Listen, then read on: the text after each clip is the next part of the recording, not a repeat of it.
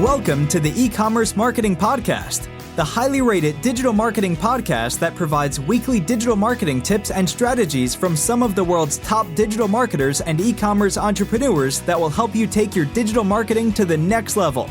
Sit back and enjoy this power-packed episode hosted by Arlen Robinson, who is an e-commerce entrepreneur and digital marketing expert with over 20 years of experience. Hey, Ecommerce Marketing Podcast listener. Are you looking to increase traffic and sales to your website? You can do this by launching your own affiliate program. Just visit getosi.com and sign up for a free trial today. That's getosi.com. Now get ready to hear from your e-commerce marketing expert of the week as they drill down to give you details on marketing strategies that can help grow your business. Welcome back to the E-commerce Marketing Podcast, everyone. My name is Arlen Robinson, and I am your host. And today we have a very special guest, Kathlween Booth, who is the Senior Vice President of Marketing at Tradeswell, where she's on a mission to empower a new generation of digital-first marketplace brands. Prior to joining Tradeswell, she led marketing at several VC-backed B2B SaaS businesses in the e-commerce and cybersecurity spaces, and was a founder and CEO of a digital marketing agency where she advised hundreds of companies on go-to-market and digital marketing strategies. Outside of work, Kathleen is the host of the long-running Inbound Success podcast, which features interviews with top-performing marketers, and was named one of the top 50 B2B Marketing Influencers of 2021 by TopRank. Welcome to the podcast, Kathleen. Thanks for having me, Arlen. I'm so excited to be here. Yes, and I'm excited to talk to you. Today we're going to be diving deep. We're going to be talking about paid ads and data alignment, data unification, and really how do you grow a profitable company utilizing paid ads, gathering the right data, and that's really kind of your bread and butter. So we're going to be diving deep into that. But before we do get into all of that, why don't you tell us a little bit more about your background and specifically how you got into what you're doing today? Sure.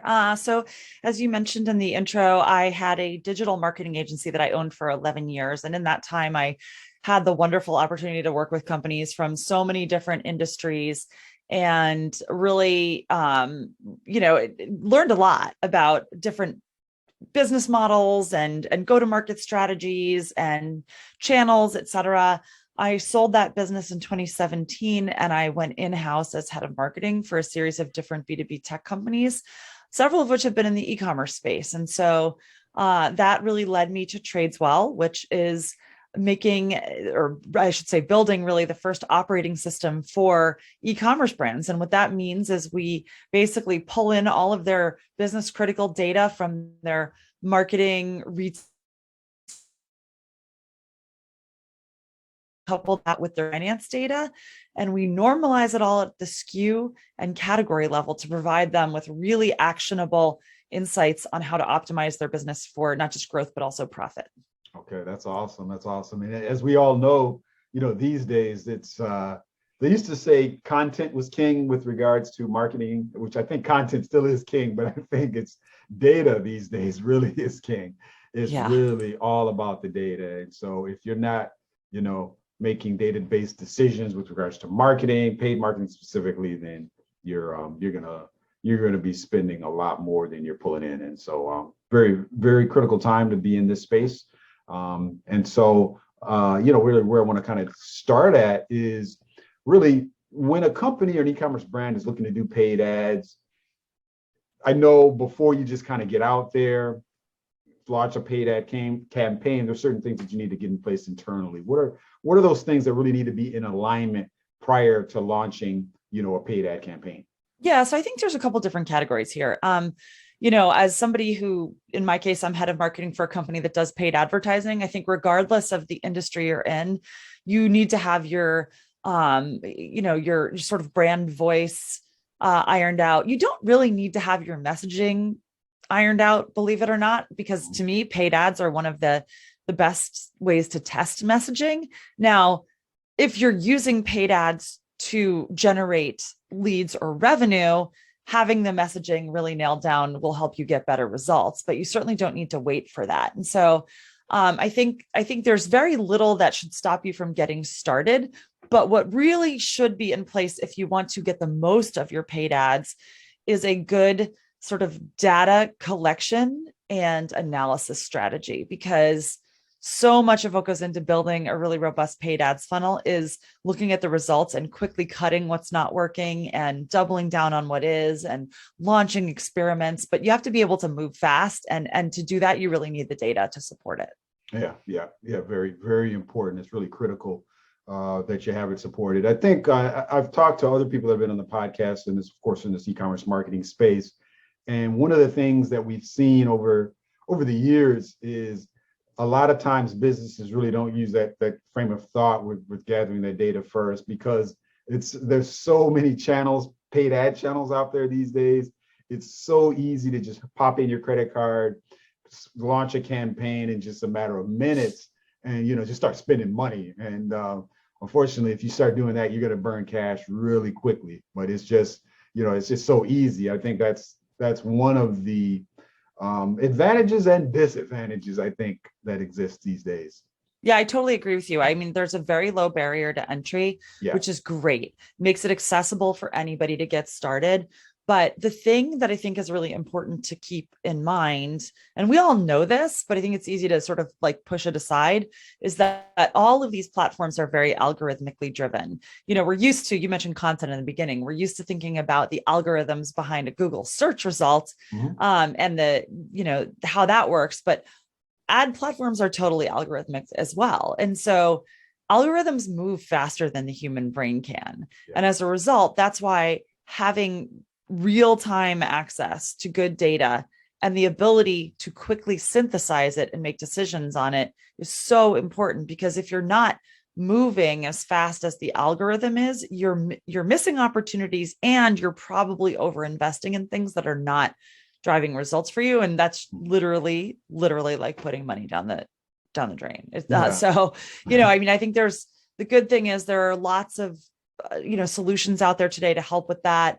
The reality is you can't if you want to have a world-class paid ads program, you can't simply rely on spreadsheets and human brains and eyeballs, because we are not capable of moving at the pace of the algorithms. Yeah, exactly. That is so true. It's, a lot of times we tend to think, with the Googles of the world and all of these different search platforms, that there's a human at the other end making these decisions, but of course that's definitely not the case at all. And so they've got these high-speed algorithms that are that they're constantly tweaking over time, and they're almost I guess you could say it's a form of artificial intelligence, because they are learning as searches are being done, as people from different areas, demographics are searching for things that they're really kind of growing at a tremendous pace. So it's really, it's really mind-blowing when you think about it. And these things are just really, moving, like you said, at a pace that our human mind can't really keep up with. Yeah. And what's really interesting is that, we talked about this low barrier to entry. And I think the thing to remember is that if you're just advertising, say on Facebook, it's not that complicated, because Facebook has built-in tools that will help optimize for you, like dynamic creative and things along those lines. And so if you're a single channel seller who's advertising on a single channel, great. You can use those platforms, you can get started quickly, you can rely on their built-in tools, and you'll have a perfectly adequate paid, advertising program, and you'll probably get perfectly adequate results. The problem is that very few, particularly in e-commerce, very few sellers are single channel, and very few sellers rely on single channel marketing strategies. And so that's not the real world for most of us. And so I think, I was doing some research recently, and something like 95% of e-commerce brands are selling on more than one channel. And so this means if you're using ads to drive business, you're using those ads to point to two different product listings. It could be your direct to consumer site. It might be a listing on, Amazon, using Amazon ads, or maybe it's an ad that's pointing to, a product sold via Target or through, another marketplace, but very few of them are single channel sellers. And so there's a level of complexity in selling across different marketplace and retail channels, but then they also have these multiple marketing channels. And so, we've all heard recently about what's happening with Facebook, and, ever since the most recent iOS changes have been updated, Facebook results have tanked, and customer acquisition costs have gone way up for e-commerce brands. And it's really kind of seismic, because a lot of these brands have built their businesses largely on Facebook ad funnels. And this points to the danger of relying on one channel. And so I think what you see today is these brands testing different sales channels, but also having to test a lot of different marketing and advertising channels, because otherwise they're not going to get the results they need. And that's where you really start to see the problem with the algorithms, because you might be advertising on Facebook, Google, TikTok, and then you might be selling on, Shopify and Amazon and Target or Walmart. And all of a sudden it turns into this massive nightmare of spreadsheets. Like there isn't a convenient way to marry up all that data. And that's where I think you see brands falling behind pace with the algorithms, because every one of those platforms I just mentioned is algorithmically driven, minus your own D2C site.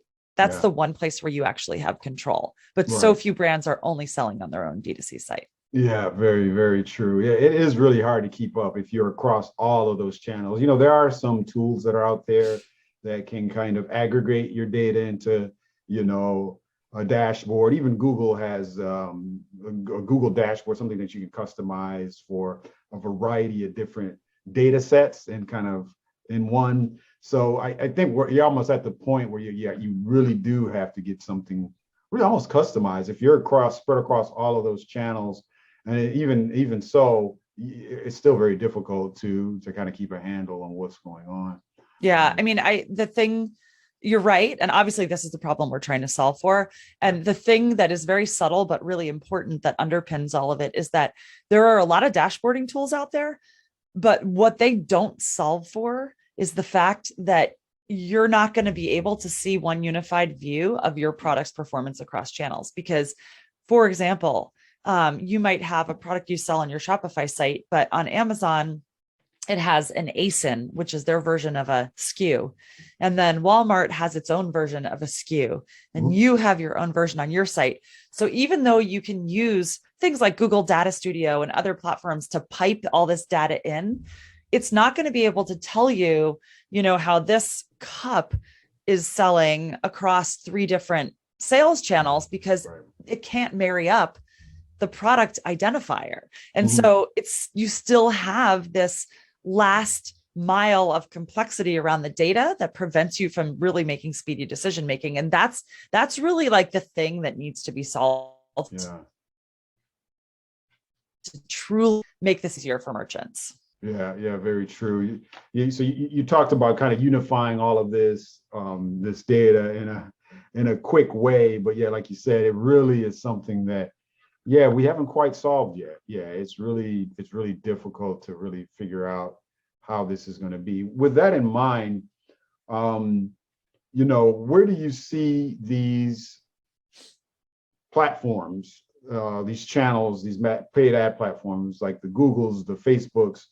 Where do you see, because ultimately they want the brands to have success, because the more success the brands have, the more money they're going to spend. If the brand is not having any success, is having a hard time keeping up with all this, they're going to just move on to the next platform. Where do you see these platforms going as far as being able to assist brands with keeping up with all of this? Are there any kind of latest and greatest things on your end that you've seen, or where do you think they're headed with everything? Yeah, it's a good question. I mean, the reality is that all these platforms are basically walled gardens. They have famously held data very close to the vest. And they also don't really tell you transparently how their algorithms work and the formulas that underpin some of the data they're giving you. And I don't really think that's going to change anytime soon. I think Facebook built its business on a lack of transparency around these things. But for a long time, it was delivering great results, so nobody really pushed it. Google similarly, it gives a lot of data, but there's not a lot of transparency into how it arrives at it. And even on the SEO side, it's, started to mask a lot of the keywords that are driving traffic to your site. There's just a lot that we don't know. And the reason is that these platforms need to keep that data confidential because that's effectively what they're monetizing. Yeah. And if they start to give it out, that they undermine their very business models. And so that's why we think, at least at Tradeswell, that there's really a need for a neutral party to come in and sort of be that impartial arbiter that sits on top of all of this and is able to say, to marry up the information for brands and tell them, what's really working and what's not. And at the end of the day, what it's about is really, for us, it's like about shifting the balance of power away from the walled gardens and putting the brands in control of their own data. Yeah. Because shouldn't they have it? It's data on the performance of their own business. And right. We just fundamentally believe that they should have access to all of that, and they should have it in real time, and they should be able to structure it in a way that's meaningful for them. So, for example, we have one customer who's selling 2 different types of salt on Amazon. One is a bath salt and the other is an edible salt. And Amazon decides how those 2 things are categorized. Well, we want this customer to be able to categorize those products in the product categories that make the most sense for them, not the categories that make the most sense for Amazon, at least when they're looking at their product performance and how they do bundles and mix shift and optimization. So that's what it's really all about. There's a little bit of a mission underneath this, where we believe strongly that the brand should really have the say on all of that, so that they can make the best decisions for growing their own businesses. Yeah, but that's very true. Yeah, but it's just hard to say if these walled gardens are going to, bend a little, because like you said, they kind of have their own secret sauce, if you will. And they're kind of protecting that. But at the same time, you're totally right when you mention the data, the brands. This data really essentially is the brands, even though these walled gardens are kind of profiting from it, and God knows what they're doing on the back end with all this data. Right. So it's a tricky thing. Yeah, there's always been a big debate about this data, who owns it, who has the right to do certain things, and this tug of war, I think, is going to go on for quite some time. So I don't know if it's going to be solved anytime soon, but I think the bottom line is that as a brand, you need to make sure whatever data that you're gathering is going to, help you make those right decisions that are going to be the best, for your brand. And so you have to kind of start looking at what are some ways that we can truly own our own data, whether that's via our own, mailing list, creating our own, segmented list based on, what we're gathering from our site, what we're gathering maybe from surveys, from customers, all of that. So I think that's more important than ever that brands, gather their own data to make the right decisions. Now, speaking of decisions, one of the things that I think, and we kind of alluded at this earlier, is because there's so many of these particular platforms out there, and they each, have their own respective pros and cons. How does a brand even decide where to, what particular ad platform is going to be right, for their business? I think, it's a tough question to answer, and there's a lot of, it depends, right? Right. Obviously, you got to go back to your marketing fundamentals and think about who your audience is and the platforms that they're using. But I also do strongly believe that, especially in today's environment, the answer to that question really lies more so than ever in experimentation. And I'm seeing this everywhere I look in the conversations that e-commerce brands are having around what they're doing right now with their ad strategies, particularly in response to what's happened on Facebook. There's a lot of brands that are testing out TikTok and Snap ads and going now to start launching on marketplaces where they might not have done that before. And it's all in this vein of experimenting and sort of seeing what's going to work, and then doubling down in those areas. And, we did this research last year in 2021 where we surveyed 300 plus different e-commerce leaders to try to find out kind of what their thinking was around these topics. And what was really interesting was that we were able to isolate from the responses we got. There were three things that the best-in-class e-commerce brands would really need in order to be successful in the future. And the first of those was what they called clearer cross-functional visibility into data. So not just for your marketing team, cross-functional means like you really need your finance team, your marketing team, your retail team, your logistics team, all looking at the same information, especially because in today's world, we're dealing with supply chain crunches and rising costs of goods sold. Like all of these things are so interrelated. And if you're not all looking at the same data set, you are handicapping your ability to make good decisions for your business. So that was number one, which I would classify as alignment, internal alignment that's fueled by data. The second thing that they said was improved access to unified data. And this goes back to what I was alluding to earlier around, having all these different SKUs on different platforms and trying to marry it up. And what we heard from a lot of them is that they're spending upwards of full day a week, just trying to synthesize data from all their different channels and platforms. And if they were able to do that in an automated way, first of all, they would free up tremendous amount of time. That's something like 20% of the team's time. Oh, wow. And focus on other things around product innovation and other areas that could potentially contribute to the bottom line. And then the third thing was AI powered insights, because this is so fascinating to me. And I think it's not unique to e-commerce, but I have had a lot of people say to me, we don't actually want more data. Oh, wow. And as soon as I hear it, I kind of cringe. But what they're really saying when you dig deeper is we don't want the data, we want the insights. Because if you just give us more data, we're already spending a day a week trying to figure out what to do with the data we have. So if you just give us more of it, we don't have the time, right, to figure that out. And so the better thing to deliver to these brands is the answers they're looking for from the data. And so it's like these three, if you really boil it down, it comes down to three things. It's alignment, data unification, and speed. And speed really speaks to like time to action, from data to analysis to insight to action. Like that's the life cycle that needs to be solved for. Yeah, very, very true. And you're right. When you hear that, I don't want any more data, you do cringe, but it makes sense. I get it. I mean, I don't want any more data either. I just want to know what to do with it, right?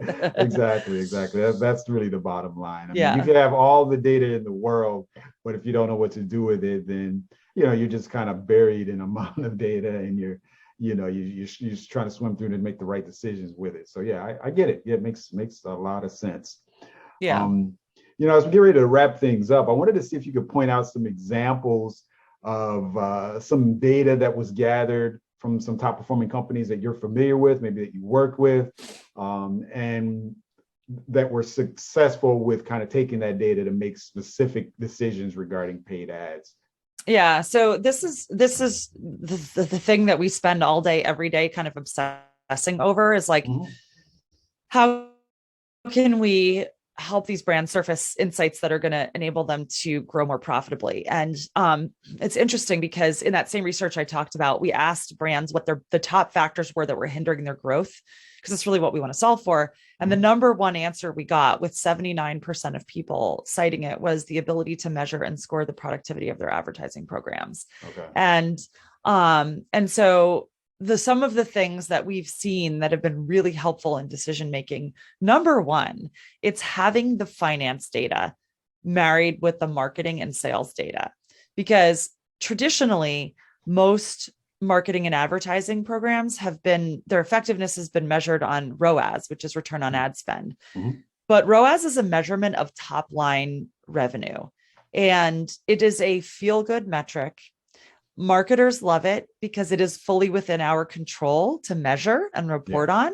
Yeah. And it's fairly easy to optimize for. And so ROAS is literally like, I spent this much on advertising and it drove this much in revenue for the company. And you want that ratio to be, positive, with more revenue than ad spend, and the higher the multiple, the better, right? It's very simple. And so that's what you hear most teams talking about. But a more telling metric, if you will, is net margin contribution. So for every dollar I spend on ads, what does it contribute at the end of the day to my net profit margins as a business? So subtracting out landed costs from the equation. The reason that more brands don't talk about that and don't think about it, well, there's a few reasons. Number one, it requires the marketer to have visibility into the finance data. And that's not always something that finance teams are willing to share. But then it also requires the marketer to be willing to partner with the finance team. And, look, I'm head of marketing. If somebody said to me, your CFO is going to be looking over your shoulder at your ad program performance, I'd be like, oh, hell no. Get out of my business. And I love my CFO, I should say, like, she's a lovely person and we have a great relationship, but there is that feeling of like, oh, I don't need that level of micro involvement. That's not really what this is all about. This is about empowering marketers with the data that they need to really understand the true impact the true financial impact they're having on the business. And so it's getting that data into whatever system they're looking at, and it's making it actionable. And so we've had brands that find out that maybe their ROAS looked really good on a particular ad campaign, but the product itself that they were pushing with that campaign was either a loss leader, in which case they had to make a decision about, were they going to optimize for profit from the first sale, or are they looking at customer lifetime value, which we also show them cohort analysis and lifetime value across channels. So like, there's a lot of factors that go in here on understanding, should you continue to spend on that ad? And oh, by the way, you also need inventory and logistics data, because if you have a very successful ad pushing a product that you can't deliver on, that just creates tremendous customer friction and dissatisfaction, and that leads to poor reviews and churn. And so it's marrying all these points up together, and that's what we're really trying to help the brands we work with do. And so the brands that do use our platform tend to see really tremendous growth in terms of bottom line profit. Yeah, that makes sense. Yeah, you're right. There's really those key points that you really have to kind of marry together to really see the big picture of it. And it does take a little bit of, working with, like you said, the finance accounting team, your marketing team. And yeah, unfortunately, like you said, a lot of marketers may not be too keen to having the CFO or finance person peeking over the shoulder, but there's certain things that, they're going to need to, I guess you could say, it's not really a peeking over the shoulder, but more kind of a pass back and forth, just so they are really kind of on the same page. And then so you're really fully aware of, all right, what are we really making on this ad, when it comes down to it, after, everything is paid, after the product is delivered, all of that. So yeah, it makes really a lot of sense. Well, and I should just add one thing I forgot to say earlier, which is that let's not forget that most paid ad agencies are paid based on ROAS. Yeah, right. And so there's a built-in disincentive to change that, because the compensation models are tied to it. And so there's a lot of reasons that this shift hasn't happened faster. But I think we all need to start talking about it more. Yeah, you're right. You're right. That's it's like like you said, it's the easiest metrics to track, and of course that's why most agencies are really basing it on it. But yeah, it's the change definitely has to happen there, because it can be a little deceptive at the end of the day when you really start looking at, all right, what was our profit? After all said and done. So I totally agree. Well, Kathleen, it has been awesome having you on the podcast. I really learned a lot. Definitely is a timely subject, and this whole conversation about data as respect to paid ads and marketing in general is definitely not going anywhere. I think we're going to be having these discussions for a long time as our whole marketing world shifts with e-commerce. There's a lot of changes going on. So, this is definitely something that I know is keeping your team on their toes. So, good stuff. But lastly, before we let you go, I always like to switch gears just so our audience can get to know you a little bit better. If you don't mind sharing one closing fun fact about yourself that you think we'd be interested to know. Sure. So I did not start my career in marketing, even though I did study marketing in my MBA. I actually started my career in international development consulting, because I also have a master's in international politics. And during the 10-year span that I worked in that field, I traveled to 54 countries in the world. And so if you're thinking of going any place, particularly in the developing world, send me a message on LinkedIn and I'll tell you my thoughts around it because I've probably been there. All right, that's good stuff. Yeah, well, you've conquered quite a bit of the world's countries. 54. That's a lot. Still so many more left, though. Yeah, there still is, but yeah, you got a lot under your belt. Yeah, good to know, and thank you for sharing. I appreciate that. And as I'm plotting my next travels, I may take you up on that. Hit me up. Yeah, I'll definitely do that. Get your opinion about a certain area for sure. Well, Kathleen, it's been awesome having you on the podcast. If any of our listeners want to reach out to you and pick your brain any more about this subject or any e-commerce marketing subject in general, what would be the best way for them to reach you? Sure. So you can definitely go to tradeswell.com and I'm findable through there, but you can also feel free to reach out and connect with me on LinkedIn, or you can tweet me at Kathlween Booth, and I'm active on all those platforms and I'm happy to answer any questions. All right. That's awesome. I definitely encourage our listeners to hit you up. And it's been great having you today, Kathleen, on the E-commerce Marketing Podcast. Thanks, Arlen. Thank you. Thank you for listening to the E-commerce Marketing Podcast. If you've enjoyed this episode, be sure to rate, review, subscribe, and share it with everyone you know. Are you looking to take your digital marketing to the next level, but are tired of weeding through countless YouTube videos with unproven and untrusted marketing strategies? Well, we have the answer for you. The More Sales Every Month online digital marketing course. In this information-packed course, you will learn effective keyword research, link building, content marketing, and much more to attract and convert your site visitors into paying customers. Just go to moresaleseverymonth.com and sign up today for a low one-time fee. In addition to this power-packed course, if you would like to get access to a growing repository of digital marketing articles, PDFs, and ebooks, check out getosi.com/resources and opt in to get full access to our library of priceless marketing information to help you take your digital marketing to the next level.